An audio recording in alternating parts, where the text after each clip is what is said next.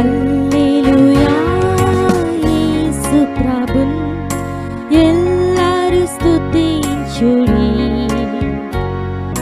వల్లభుని చర్యలను తిలకించి స్తుతించుడి. Praise the lord. దేవునికి స్తోత్రము కలుగును గాక. చేరువచ్చిన ప్రియులు అందరికీ కూడా వాక్య వినేవారికి ప్రభు అయిన యేసుక్రీస్తు వారి ప్రశస్తమైన నామములో మరి వందనములు తెలియజేస్తూ ఉన్నాను. దేవుని వాక్యము ద్వారా మనం అందరము క్షేమాభివృద్ధి పొందాలని అనంత జ్ఞాని అయినటువంటి దేవుడు దైవ గ్రంథములో దాదాపు 66 పుస్తకములను పొందుపరిచారు. అందులో 39 మరి పాత నిబంధనలోను 27 క్రొత్త నిబంధనలోను పొందుపరిచి మానవులైన మనకు మేలును క్షేమమును కలుగు చేయనట్లు ఆ సత్యవాక్యమును మన చేతిలో ఈ రోజున మనకి అందుబాటులో దాన్ని తీసుకొచ్చారు. ప్రియులారా, దేవుని వాక్యములో ఈ సమయంలో సామెతల గ్రంథము 19వ అధ్యాయము మరి 21వ వచనాన్ని చదువుతున్నాను. నరుని హృదయములో ఆలోచనలు అనేకములుగా పుట్టును, యెహోవా యొక్క తీర్మానమే స్థిరము. దైవ గ్రంథములో మాటలు చాలా విలువైనటువంటివి. మానవ హృదయములో ఆలోచనలు అనేకములుగా ఉంటాయి. అయితే దేవుని యొక్క తీర్మానమే స్థిరమైనటువంటిది. కాబట్టి దేవుని వాక్యం వింటున్న ప్రియమైనటువంటి వారులారా, మన హృదయములో ఆలోచనలు అనేకములుగా రావచ్చు. అయితే దేవుని తీర్మానమే స్థిరం. దేవుణ్ణి వెంబడించుటయే క్షేమము. దేవుని తీర్మానం అంటే దేవుని ఆలోచన ప్రకారం, దేవుని నిర్ణయము ప్రకారము, దేవుని ఉద్దేశానుసారము, దేవుని సంకల్పానుసారము నడవటమే మన జీవితాలకు క్షేమము అని మనము గ్రహించవలసిన వారముగా ఉన్నాం. 21వ వచనములో మనం చూస్తుంటే నరుని హృదయములో ఆలోచనలు అనేకములుగా పుడతాయి. అయితే దేవుని యొక్క తీర్మానము స్థిరమైనదని లేఖనాల్లో మనము చూస్తూ ఉన్నాం. దేవుని తీర్మానము లేకుండా మనలో పుట్టే ఆలోచనలను బట్టి మనం ప్రయాణము చేస్తే లేఖనాల్లో వ్రాయబడిన మాటలు, ఒకని ఎదుట సరైనదిగా కనబడు మార్గము కలదు, తొదకది మరణమునకు దారితీస్తుంది. ఒకని ఎదుట యథార్థముగా కనబడు మార్గము కలదు, తొదకది నాశనమునకు నడుపుతుంది. కాబట్టి ప్రియులారా, దైవ గ్రంథములో 2 అన్నదమ్ములు ఉన్నారు.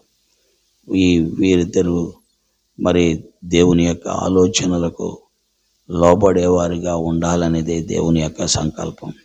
అయితే అందులో పెద్దవాడు దేవుని ఆలోచనకు లోబడ్డాడు, చిన్నవాడు తన సొంత ఆలోచనలకు అప్పగించుకున్నాడు. ప్రియులారా, వారే అబ్రహాము, లోతు. అబ్రహాము యెహోవా తీర్మానానికి అప్పగించుకున్నాడు.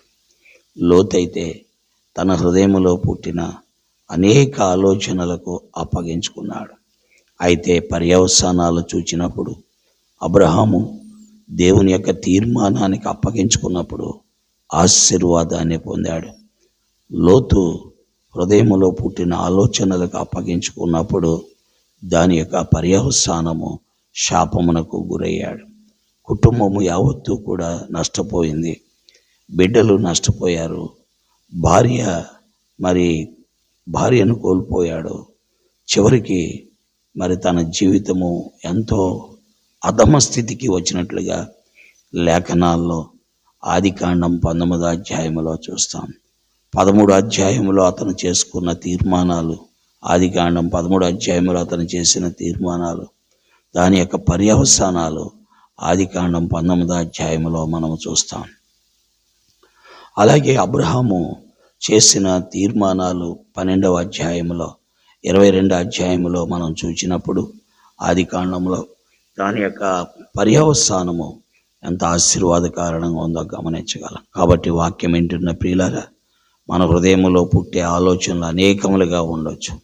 అయితే దేవుని తీర్మానము, దేవుని చిత్తమే మన జీవితంలో నెరవేర్చబడినప్పుడు మనము దీవించబడతాం, ఆశీర్వదించబడతాం, క్షేమాన్ని అనుభవిస్తాం. దేవుడి మాటలు మన మధ్యలో దీవించి ఆశీర్వదించునుగాక. ఆమేన్. ప్రార్థిస్తాం. ప్రేమ కలిగిన తండ్రి, పరిశుద్ధుడైన మా దేవా, నీకు వందనాలు.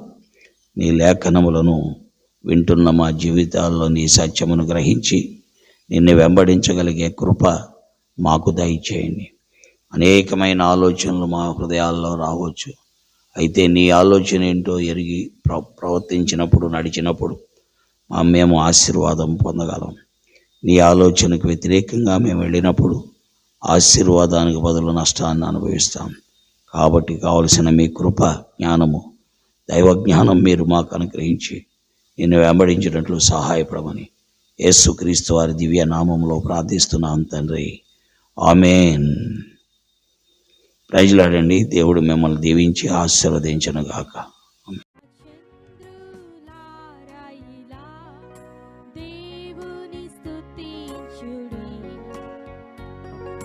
హృదయమును వెలిగించిన యేసుని స్తుతించుడి.